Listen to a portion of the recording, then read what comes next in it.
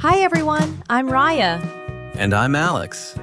Today, we're talking about something that every English learner struggles with, translating in your head, and why it's holding you back more than you realize.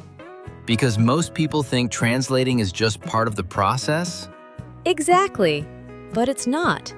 It's actually a habit, and like any habit, it can be changed. Today, we're talking about why your brain translates, what it's costing you, and the specific mindset shifts that start breaking that habit for good. So this isn't about grammar or vocabulary. It's about how your brain works. Completely. Let's get into it. Raya, I used to have this experience constantly. Someone would ask me something, a simple question, and I'd hear it in English, translate it into my language, think of my answer, translate it back into English, and then say it. By which point the conversation had already moved on. And how did that feel? Exhausting and embarrassing. Because I knew what I wanted to say. I just couldn't get there fast enough. That gap between knowing and saying is exactly what translation creates. It adds an entire extra step to every single thing you say. And in real conversation, there's no time for that extra step. So the translation isn't helping. It's actually creating the problem. That's exactly what today is about.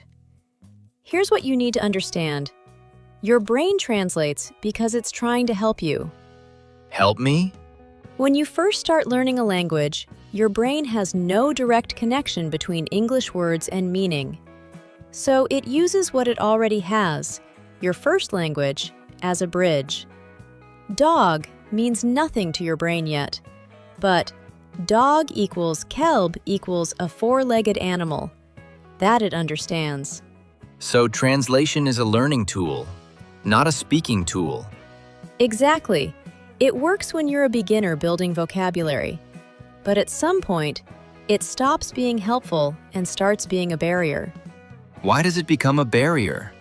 Because fluency means direct connection. Native speakers don't think dog equals something. They just think dog and see the animal. The word and the meaning are the same thing. No bridge needed. When you translate, you're still using the bridge, and the bridge is slow. So the goal isn't to translate faster. It's to remove the bridge entirely. That's the whole shift. And it starts with understanding why the bridge is still there. Why is it still there? Because no one told you to take it down. Most language learning, classes, apps, textbooks, actually reinforces translation. You learn words in lists with their translations. You do exercises where you convert sentences from one language to another. The whole system is built around the bridge. So the system itself created the habit. And today, we start breaking it. Let's talk about what translation actually costs you, because most people don't realize how much. Beyond just being slow? First, speed. Every sentence you translate adds 1 to 2 seconds of processing time. In a fast conversation, that's enough to miss your moment entirely. And then you're always one step behind. Second, accuracy. When you translate, you're not thinking in English patterns. You're thinking in your language's patterns and converting them, and languages don't map perfectly onto each other. So the result often sounds slightly off, grammatically correct, but not quite natural. Like a translated book that's technically right but doesn't quite flow. Exactly. Third, confidence. Every time you translate, you're reminded that you're working in a second language. It keeps you in learner mode, always slightly outside the language, looking in. And that feeling, that distance, is what makes speaking feel hard. So translation doesn't just slow you down, it keeps you feeling like an outsider. And you don't have to feel that way. That's what the next part is about. 3 mindset shifts. These aren't techniques yet. Those come in part 2. These are the beliefs you need to change first. Because if the belief doesn't change, the technique won't stick. Shift 1. Stop learning words, start learning meaning. What's the difference? When you learn a word by its translation, apprehensive means kalak, you've created a link between two words, but not between the English word and the actual feeling. Try this instead. Next time you learn a word, don't look up the translation. Find an image, a memory, a physical sensation. Apprehensive. Think of that feeling right before something uncertain. Your stomach slightly tense. That moment of not knowing. So the word connects to the experience, not to another word. And when you need that word, you go straight to the experience. No translation needed. Shift 2. Accept that it will feel empty at first.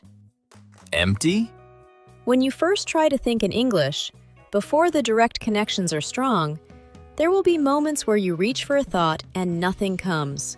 No English word. No translation either, just a gap. That gap is uncomfortable. Most people fill it immediately by going back to their first language. But the gap is actually important? The gap is where new connections form. When you sit with it, even for a few seconds, your brain is forced to find another way.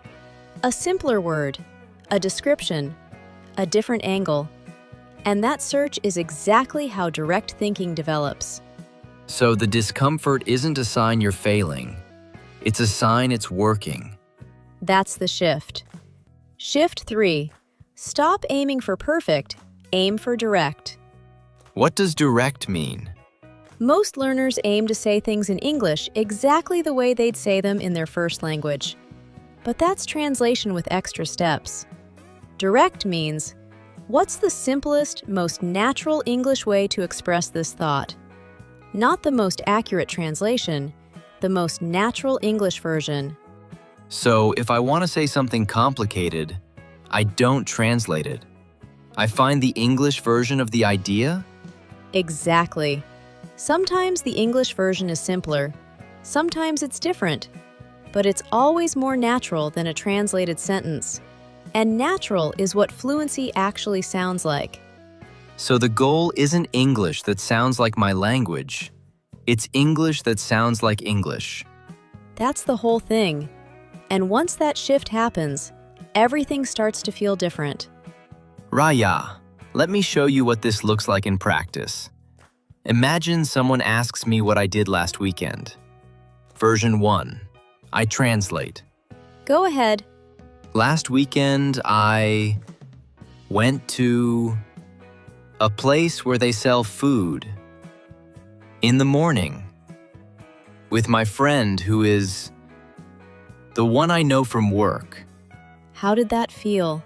Slow, painful, and by the time I got there, I'd already lost confidence. Now try it directly. Don't translate. Just think of the experience and find the simplest English words for it. I had brunch with a colleague on Saturday. We tried this new place downtown. Really good coffee. Feel the difference?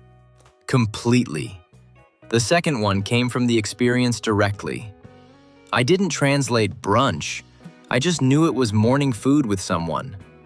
I didn't translate colleague. I just knew it was someone from work. You used simpler words, but they were direct. And direct is always more fluent than complicated and translated.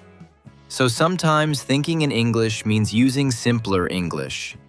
Not worse English, just more direct English. And that simplicity is exactly what native speakers hear as fluency. Not complexity, directness. Here's what I want you to sit with after today. Translation isn't a failure, it's a stage. Every fluent speaker went through it. The question isn't whether you translate, it's whether you're ready to start letting go of the bridge. And these 3 shifts help with that? They start the process. Connect words to experience, not to translations. Sit with a gap instead of running from it. Aim for direct English, not translated English. Those 3 things alone will begin to change how your brain works in English. It's not about knowing more. It's about trusting what you already know. Exactly that. And in part 2, we'll give you the practical techniques to make it happen every day. Now we want to hear from you. Do you still translate in your head? And when does it happen most? In conversations? When reading? When writing? Tell us in the comments. You're definitely not alone. And this week, try one thing. Next time you learn a new word, don't look up the translation. Find an image, a memory, a feeling. Connect the word directly to the experience. Just one word, one direct connection, and see how differently it feels when you need it. Part 2 is coming, and it's full of practical techniques. But the mindset comes first. Start there.